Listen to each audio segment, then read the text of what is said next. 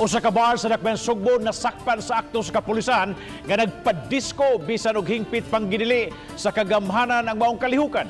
Aniya ang report.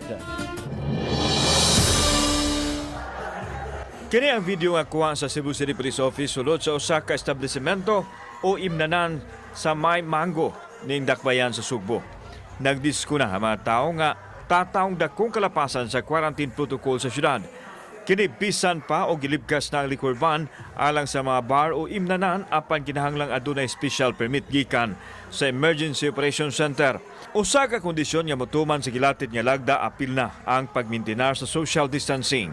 Mato ni Police Lieutenant Colonel Wilbert Parilla, Deputy City Director for Operations sa Cebu City Police Office, nga adunay mga negosyo nga gitugutan nga makaabli samtang giproseso pa ang ilang permit sanglit daghan man usab ang nag-apply. Nasayran nga anaasoing bar, wa pa kuno special permit gikan sa EOC.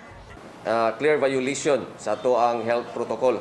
And it was responded immediately sa ato ang Station 2 kung diin kining usa ka bar nga Club Hulik Bar. Gipadayag ni Parilla nga ilan ang giduso sa Emergency Operations Center ang mamahimo aksyon batok sa naasoing establishmento. Samtang miawhag ang CCPO sa mga establishment nga mutuman sa mga protokol aron dili magka-problema ug makaamong sa mga tao gumikan sa posibleng COVID transmission. Kung magpadayon ang pagsupak, posibleng mo-rekomendar ang kapulisan nga ibalik ang liquor ban sa syudad. Usa ni ka warning sa tanang mga establishment nga atong sundon lang ang ato ang protocol o unsay guidelines nga gihatag sa EOC and sa City Hall para dili na sad ta mo recommend nga mubalik ta sa liquor ban. Gikatag na ipatawag og mga dawa sa EOC ang tag-iya sa bar. Kauban si Philip Patricio Glans Gabutin, ako si Alan Domingo.